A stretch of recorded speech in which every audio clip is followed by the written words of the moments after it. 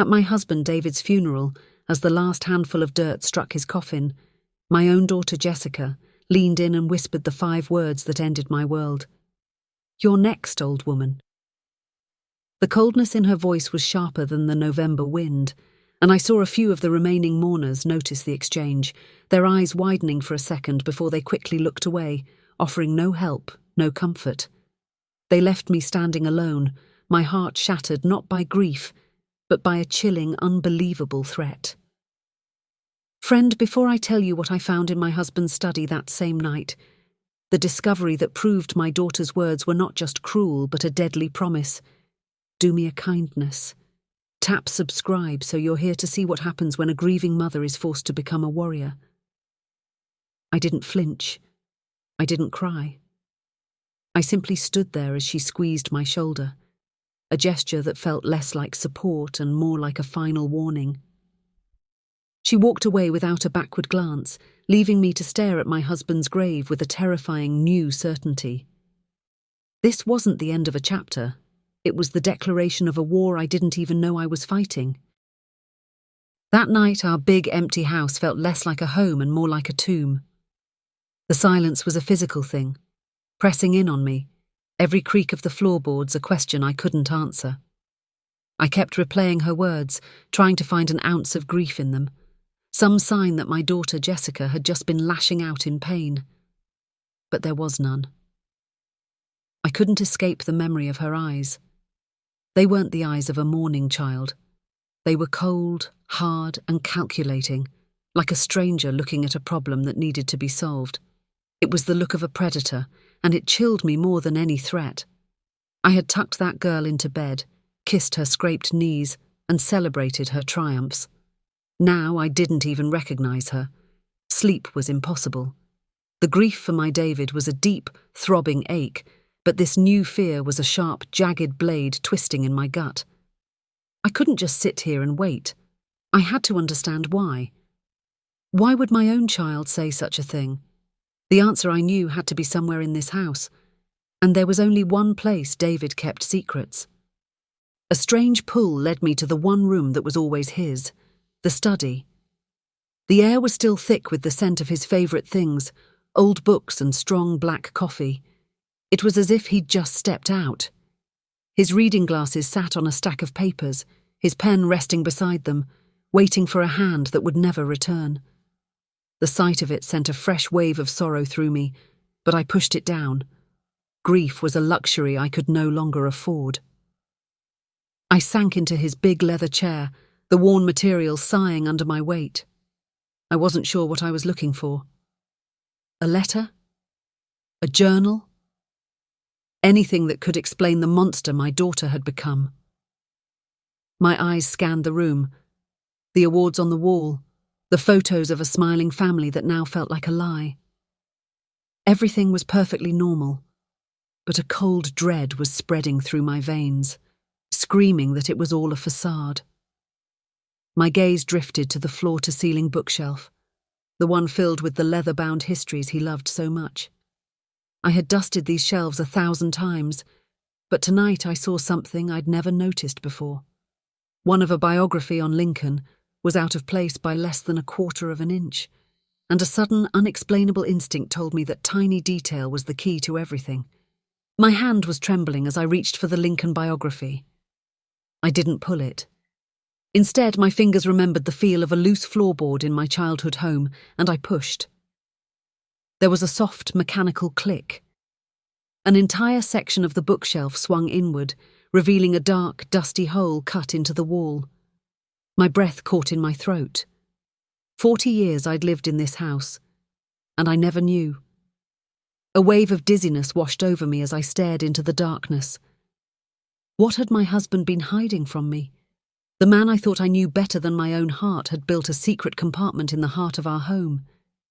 It felt like a betrayal, but fear quickly swallowed that thought. This wasn't about our marriage. This was about my survival. I reached a shaky hand into the void, my fingers brushing against cobwebs and the rough plaster of the wall. And then I felt it. Something cold, solid, and heavy. I wrapped my fingers around it and pulled it into the light. It was a small steel box sealed with a heavy, intricate lock. A box I had never, ever seen before. The box sat on David's mahogany desk, a silent accusation. It was heavy, far too heavy to be empty. It held a secret, and I knew with every fibre of my being that my daughter's threat was connected to what was inside. But there was no key. I searched his desk with a frantic energy, pulling out every drawer, sifting through paper clips and old pens. Nothing. My search grew more desperate. I went through the pockets of every coat he owned, my fingers digging into the worn fabric, praying to feel the telltale shape of a small metal key. I checked his nightstand, the glove box in his car, the little ceramic dish where he kept his wedding ring. It was hopeless. The key was gone, or it was hidden somewhere only he would know. A cold thought slithered into my mind. What if David wasn't the only one who knew about this box? What if someone else had already been here? I pictured Jessica's cold eyes, her confident smirk. Maybe she wasn't just threatening me. Maybe she was looking for something. And maybe she already had the key. Just as I was about to give in to despair, the doorbell rang, the sound echoing through the silent house like a gunshot. My heart leaped into my throat. I crept to the door and peered through the peephole. It was Jessica. She was standing on my porch, holding a casserole dish, a perfect picture of a concerned daughter. But I knew better. I opened the door, schooling my face into a mask of tired grief. "Jessica," I said, my voice quiet. "Hi, Mum," she replied, her own voice soft and syrupy. "I was worried about you. Thought I'd bring you some dinner." She swept past me into the kitchen, her movements just a little too bright, a little too casual. It was a performance, and a chillingly good one at that. She chatted about unimportant things, the weather, a neighbour's dog, but her eyes were not still. They were constantly moving, scanning the living room, glancing down the hall toward the study. I saw it then, clear as day. This wasn't a wellness check. This was a search. And I suddenly knew with absolute certainty that she had come here for the very same box that was now sitting on her father's desk. I had to get her out of my house. I took the casserole from her, my hand steady despite the frantic pounding of my heart. "That's so thoughtful, sweetie," I said, forcing a weak smile. As I placed it in the fridge, I saw her reflection in the glass. She was trying to peer down the hallway, her mask of concern slipping for just a second. "You know," she said, her voice casual, "if you need help sorting through Dad's papers in the study, just let me know. It must be overwhelming." It was a test. She wanted to know if I'd been in there. She wanted access. No, I said quickly. "I've locked it. It's too much right now. I'm not ready to go in there." The lie felt flimsy, dangerous, but it was all I had. She stayed for another 10 minutes, the conversation feeling like a high-stakes chess match. Finally, she moved to the door. As she left, she turned and said, "Take care of yourself, Mum. We wouldn't want anything to happen to you." It was a threat disguised as a kindness, and the moment the door closed, I knew I was out of time.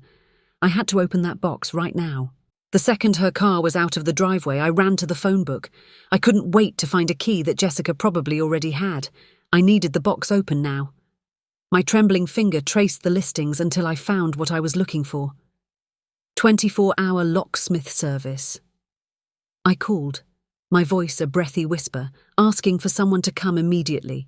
I needed discretion, and I needed speed. An hour later, a quiet, gruff man named George arrived. He didn't ask a single question as I led him to the study and pointed at the box. He just nodded, laid out his tools on a soft cloth, and got to work. The silence in the room was deafening, broken only by the delicate metallic clicks of his instruments as he probed the lock. Each sound was like a tick of a clock, counting down to a revelation I both craved and feared. I held my breath, my hands clenched into fists.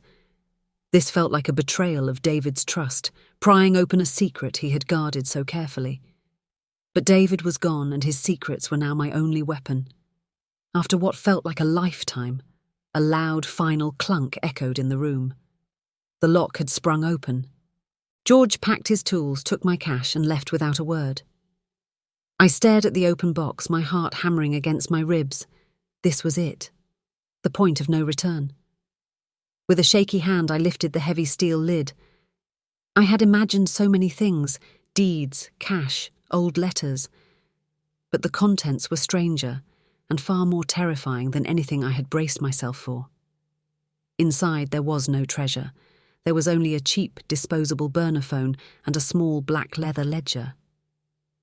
My mind reeled. Why would David, a man who hated technology, have a secret phone? I picked up the ledger, my fingers numb as I opened it. The pages were filled with his neat, precise handwriting. It was a list of dates and dollar amounts, huge sums of money. But there was something else. Next to each payment, he had written a single name, over and over again. It wasn't a company or a bank. It was the name of a person. I read the name, and the blood in my veins turned to ice. Mark. The name of my daughter's new boyfriend. The ledger felt like a block of ice in my hands. Mark. The charming man who had been bringing my daughter flowers for the last 6 months. The man David had met only once and had instantly, quietly despised. My husband was paying him hundreds of thousands of dollars. The world tilted on its axis, and I knew I couldn't wait another second. I picked up the phone and called Jessica.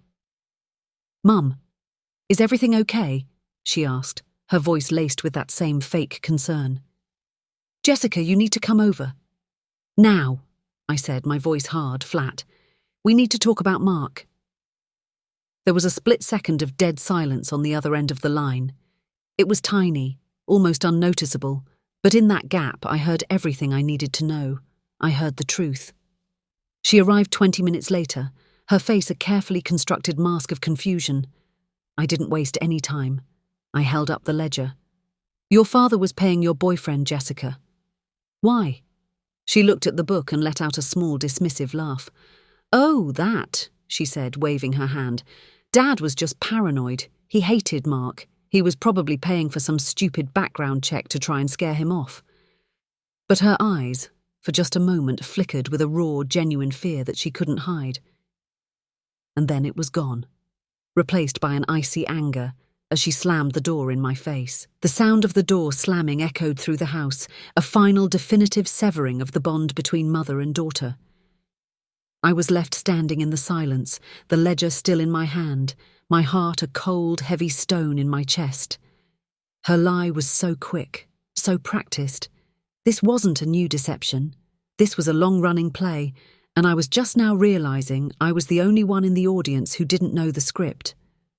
I didn't sleep that night. I sat in David's chair, the burner phone and the ledger on the desk in front of me, 2 pieces of a puzzle I couldn't yet solve. Was my daughter a victim in this? Or was she a willing participant? The thought was a poison, seeping into every good memory I had of her. The little girl who held my hand, the teenager who told me her secrets, was it all a lie? The next morning, exhaustion finally claimed me. But as I walked to the kitchen to make coffee, I glanced out the front window and froze. My car, parked in the driveway, was tilted at a strange angle. I rushed outside, the cold morning air biting at my skin. All 4 of my tyres had been slashed, the rubber sliced open with a vicious, deliberate anger. It wasn't random vandalism, it was a message, delivered in the dead of night, silent and clear. Stop digging. Standing in my driveway, staring at the ruined tyres, the fear I'd been holding at bay finally crashed over me. This was real. This was dangerous. Jessica and Mark weren't just trying to scare me with words anymore. They were escalating. This was a physical threat, a promise of what would come next if I didn't back down. For a moment, my knees felt weak. I was just an old woman, alone in a big house, grieving my husband. What could I possibly do against them? But then, a different feeling rose up through the fear. It was a hot, sharp anger. This was my home, David's home. They would not drive me out. They would not threaten me into silence. They had mistaken my grief for weakness. They were about to find out how wrong they were. I walked back inside, my mind clear for the first time in days. I couldn't fight this alone. I needed someone who understood this world of threats and secrets. I went to David's address book, my fingers flipping past the names of cousins and old friends until I found the one I was looking for.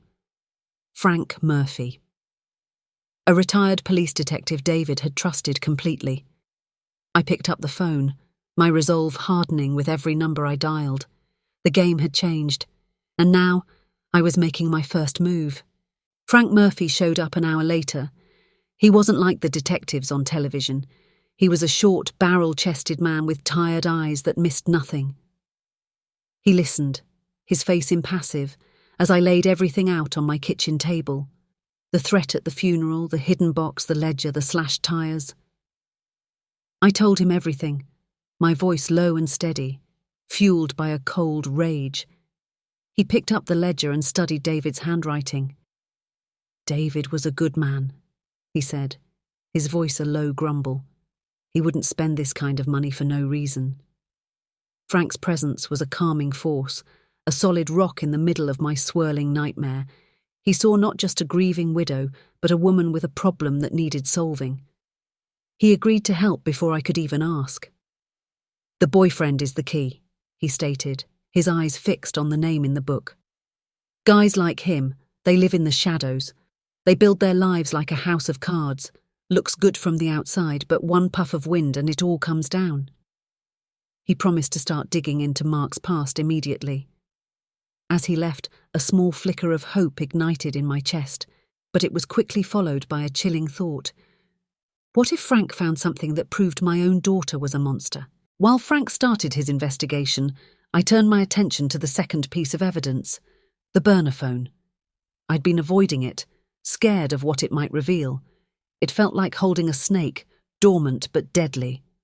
My hands shook as I finally pressed the power button, the small screen flickering to life with a generic, unfamiliar logo. The phone was practically empty. No pictures, no notes, no browsing history. It was a tool, scrubbed clean of any personality. My heart sank. It was another dead end. But then I checked the contacts. There was only one number, saved under a single letter, J. My blood ran cold. J for Jessica. It had to be. Was this how my husband and my daughter communicated about the money? I clicked on the message history, my thumb hovering over the screen. It wasn't a conversation. It was a one-way street of cryptic texts from David to J dates, bank account numbers, and amounts. It was a record of the payments from the ledger. I scrolled to the very last message, sent the day before David died. It was different. It was only 3 words. No more money. And suddenly his death didn't feel like a tragedy. It felt like a consequence. The phone call from Frank came 2 days later. "I've got something," he said, his voice tight, all business. "But you're not going to like it." I steeled myself, my knuckles white as I gripped the receiver. "Just tell me, Frank," I whispered.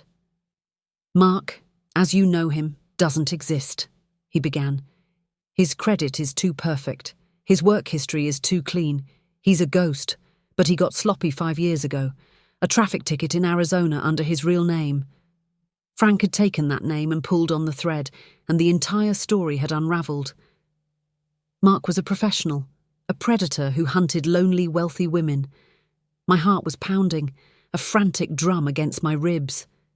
I thought of Jessica, so smart, so capable. How could she have fallen for this? But what Frank said next stole the air from my lungs. "This isn't just about money, ma'am. His last known girlfriend, a wealthy widow in Phoenix, had a terrible accident. She fell down the stairs. She's been in a coma ever since." The word accident echoed in the silent kitchen long after I hung up the phone. An accident. David's death had been so sudden, so unexpected. The doctors had called it a massive heart attack, a tragic but natural event for a man his age who worked too hard. But now, that simple explanation felt like a flimsy piece of paper trying to cover a gaping hole. A hole that was shaped exactly like my daughter's boyfriend. My mind flashed back to the weeks before David died. He had been so tired, so weak. "I just feel off, honey," he'd said, rubbing his temples. "Dizzy spells. My legs feel like lead." I had begged him to see his doctor, and when he finally went, the doctor had patted his shoulder and told him to take a vacation.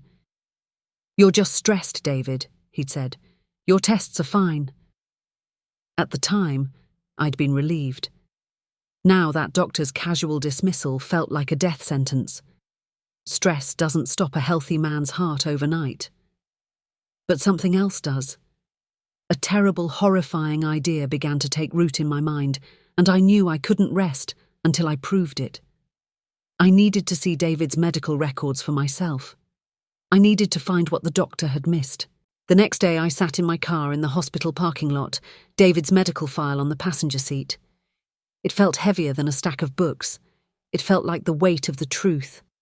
My hands were shaking so badly I could barely open the folder. I scanned page after page of medical jargon, my hope sinking with every normal blood test result and healthy EKG reading. The doctor was right. On paper, David was a perfectly healthy man. Just as I was about to give up, my phone rang. It was Frank.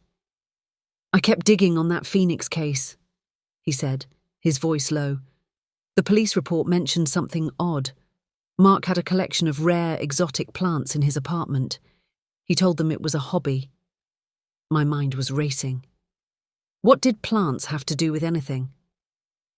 "One of those plants," Frank continued, his voice dropping even lower, "is famous in certain circles.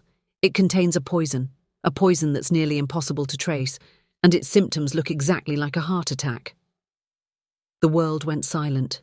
The honking cars, the distant sirens, it all faded away. I was sitting in my car, staring at a medical file that told me nothing, but I finally understood everything. David hadn't been stressed, he'd been poisoned. Poison. The word was a serpent coiling in my gut. My husband had been murdered slowly, methodically, right under my own roof. The grief I felt was instantly burned away by a white-hot rage. My daughter and that man, that monster, had not just taken David from me. They had made me a bystander to his execution. The question was no longer if they did it, but how I was going to prove it. If this was for money, then the proof had to be in the numbers. I called Frank, my voice shaking with a fury I didn't know I possessed. "I need to see his business accounts, Frank," I said. "Everything. Not just the household budget he showed me. I need to see where the real money went." Frank understood. He knew we were no longer looking for a con artist. We were hunting a killer. 2 days later, he laid the bank statements on my dining room table. And there it was, in black and white. A series of huge wire transfers, moving from David's business to an untraceable offshore account. The dates and amounts matched the ledger in the box perfectly. The last transfer was made on the morning of the day he died. The day after David sent that final text. No more money. It was the final nail in a coffin they had been building for months. We had the motive, the money. We had the method, the poison.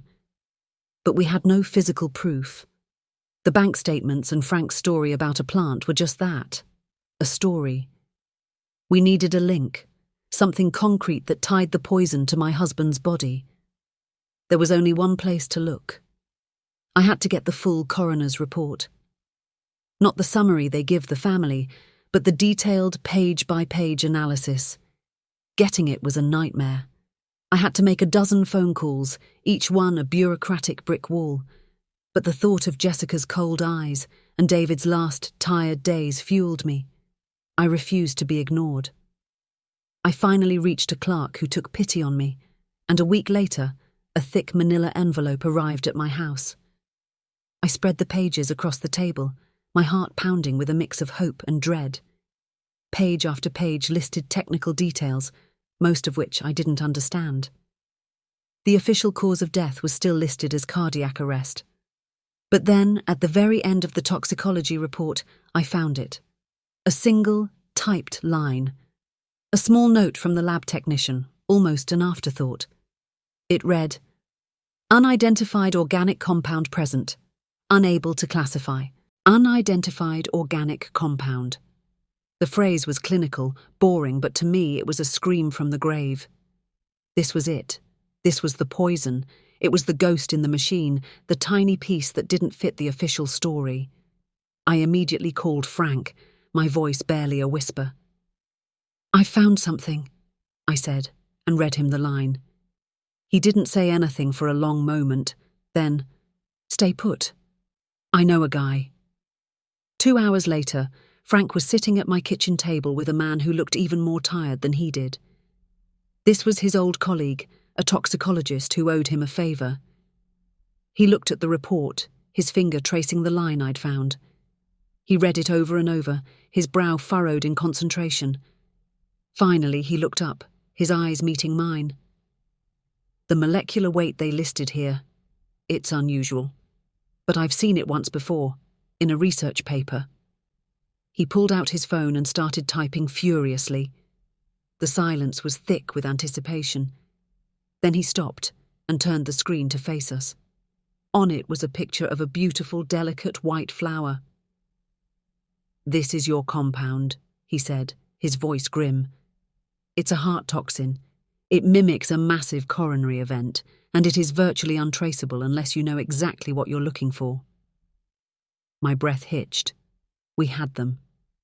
David's death was now officially a murder. The toxicologist's confirmation changed everything.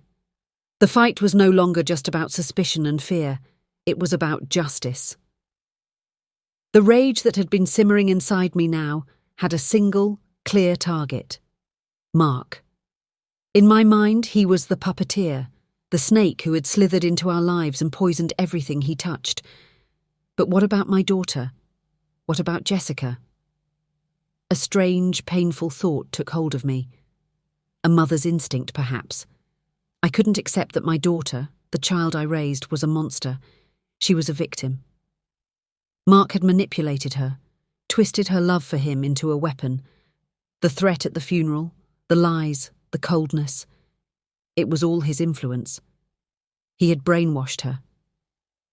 I had to believe that. If I didn't, a part of me would die. My mission shifted. This was no longer just about avenging David. It was about saving Jessica from the man who had stolen her from me. My fear for myself was gone, replaced by a fierce, desperate need to protect my child even if she hated me for it. I had to get her alone. I had to show her the proof, the undeniable evidence that the man she loved was a killer. I had to break his spell before she ended up in a coma, or worse. Setting a trap for your own daughter feels like a special kind of sin. My hands trembled as I dialed her number, my heart a cold knot of dread and determination. I had practiced my lines a dozen times, the words feeling like ash in my mouth. She answered on the second ring, her voice clipped and impatient. "What is it, Mom?" "Jessica, honey," I began, forcing a note of fragile confusion into my voice. "The lawyer called. There's something in your father's personal will, a special inheritance just for you, but it's complicated. I don't understand it." I let my voice crack, a performance worthy of a stage actress. I hated myself for it, but it was the only way. There was a pause on the other end, a silence filled with greed and suspicion. "What kind of inheritance?" she asked, her voice suddenly sharp with interest. "I don't know," I whispered. "It's in a safe deposit box. He left a letter for you here at the house. Can you come over? Alone? I don't want anyone else involved in this." She agreed, her voice now dripping with false sweetness. The trap was set, and as I hung up, I prayed to a God I wasn't sure I believed in anymore that I was rescuing my daughter, not walking into my own grave. An hour later, the doorbell rang. I took a deep, shaky breath, arranging the piles of evidence on the dining room table like a general preparing for battle. The ledger, the bank statements, the coroner's report, Frank's notes on Mark's real identity. This was my arsenal. I opened the door, my carefully rehearsed words of welcome dying on my lips. She wasn't alone. Mark was standing right behind her, his hand resting possessively on her shoulder, a smug smile playing on his lips. My blood ran cold. The plan was ruined. This wasn't a rescue mission anymore. It was a confrontation with the enemy. They walked in as if they owned the place, their eyes scanning the room, taking in everything. But it was Jessica's face that truly broke me. The daughter I was hoping to save was gone. The mask of concern was gone. The flicker of fear was gone. All that was left was a hard, cold impatience. Her eyes, the same blue eyes that had once looked at me with so much love, were now the eyes of a stranger. A stranger who looked at me with a chilling mixture of pity and contempt. In that moment, the last fragile ember of hope in my heart was extinguished. "What's all this?" Mark asked, his voice smooth as silk as he gestured to the papers on the table. "A little bedtime reading?" My plan to speak to Jessica alone was in ashes, but backing down now was not an option. My fear had been burned away, leaving only a cold, hard resolve. David deserved justice, and I was going to get it for him. "This," I said, my voice low and steady, "is the truth." I looked directly at Jessica, pleading with my eyes for her to see, to understand. "This is proof that this man is a con artist who preys on women. This is proof that your father was paying him to stay away from you. And this," I said, my hand resting on the coroner's report, "is proof that he was poisoned." I laid it all out, every sordid detail, every piece of the puzzle. I spoke of the Phoenix widow, the rare flower, the unidentified compound in David's blood. I begged her, my voice cracking with a pain that was all too real, to see the monster she was with. She listened, her expression unreadable.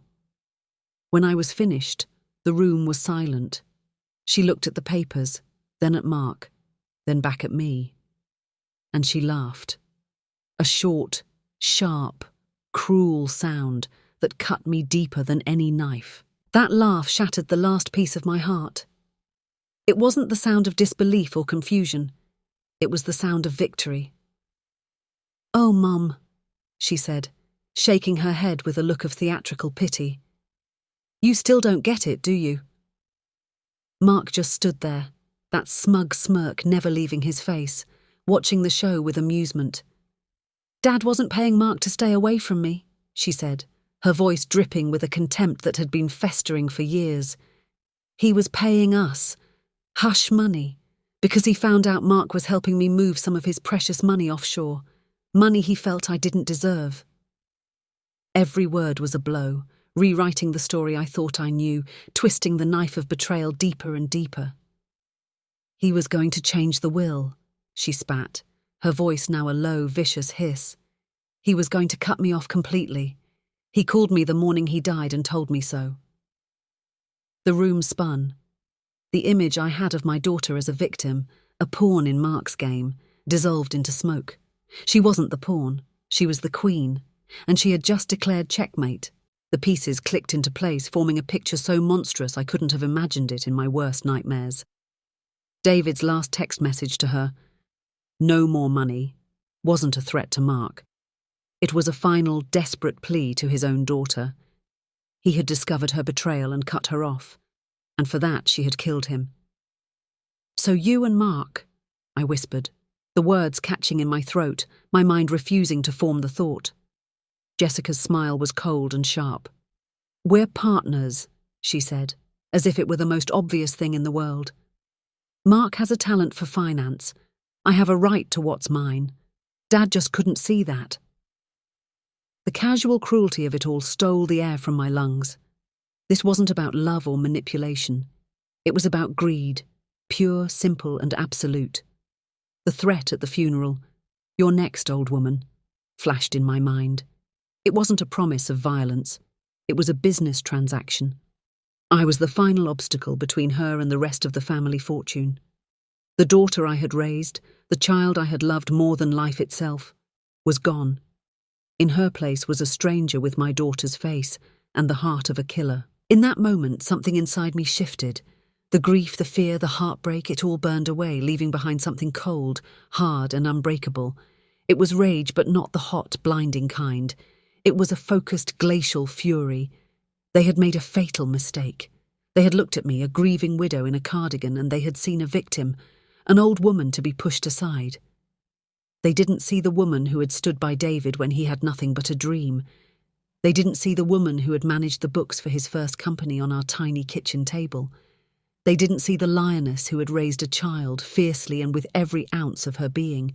They had underestimated me, and that was going to be their ruin.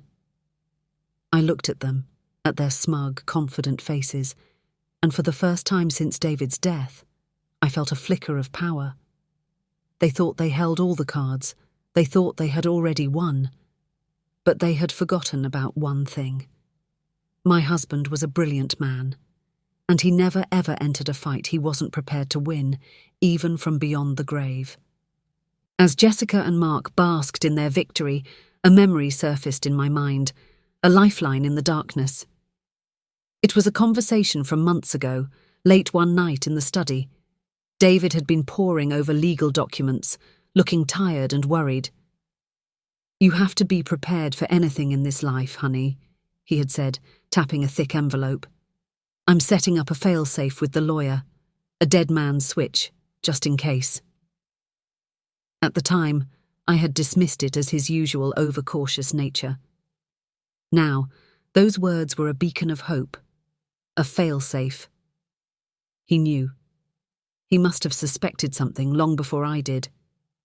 This was his last move in a chess game I didn't even know he was playing. Was it possible he had left me one final weapon? The moment they left, my mind was clear and my purpose was set. I picked up the phone, my hand steady, and dialed David's estate lawyer. "Mr. Thompson," I said, my voice even. "It's Helen, my husband. He mentioned a letter, something to be opened only in the event of his death." There was a long pause on the other end of the line. Then the lawyer cleared his throat. "Yes, Helen," he said, his voice grave. "I have it right here. I had my weapon. Now I needed a stage." I told Mr. Thompson to arrange the final reading of the will for the following week. I asked him to invite not just me and Jessica, but David's 2 brothers and his oldest business partner. I wanted witnesses. I wanted an audience for the final act. The day of the reading was grey and cold. I walked into the lawyer's stuffy wood-panelled office and sat down. A calm resolve settled deep in my bones. Jessica and Mark arrived a few minutes later. They were a portrait of success, dressed in expensive clothes, smiling and nodding at the others. Jessica even had the audacity to place a comforting hand on my arm. "It'll all be over soon, Mom," she whispered, her voice like poison syrup. Mr. Thompson began to read. The will was simple, straightforward. David's brothers received sentimental items. His business partner was given control of the company. The house and the bulk of the estate were left to me, with a generous trust fund for Jessica. I saw the flash of triumphant greed in her eyes. She thought she'd won. But as Mr. Thompson folded the document, he cleared his throat and reached for a second thick envelope sealed with red wax. "And that," he said, "brings us to David's final letter." The room went silent. Mr. Thompson broke the wax seal and unfolded the letter. He began to read, and it was David's voice that filled the room, strong, clear, and damning. He detailed everything. His discovery of the offshore accounts, the blackmail, his confrontation with Jessica. He named Mark as a known predator. He wrote of his growing fears, his dizzy spells, his suspicion that he was being poisoned. And then came the final brutal paragraph. "If you are reading this," the lawyer read, "it means my worst fears have come true. I have not died of natural causes. This letter, along with all my supporting evidence, has been sent to the authorities. My death was not an ending. It is proof." Every eye in the room turned to Jessica. Her face had drained of all colour, her confident smirk replaced by a mask of pure primal panic. Mark looked like a cornered animal. At that exact moment, the door to the conference room opened. 2 police officers stepped inside with Frank Murphy right behind them. They walked directly to my daughter and her partner. The sound of handcuffs clicking shut was the loudest sound I had ever heard. It was the sound of justice. It was the sound of my husband finally resting in peace. I had lost my daughter, but I had saved his legacy. Friend, thank you for staying with me to the very end. If you believe that strength isn't about how you fall but how you get back up, then please tap subscribe and join our community. You won't want to miss the stories we share next. I've picked out another story just for you, and you should see it on the screen now. I hope to see you there.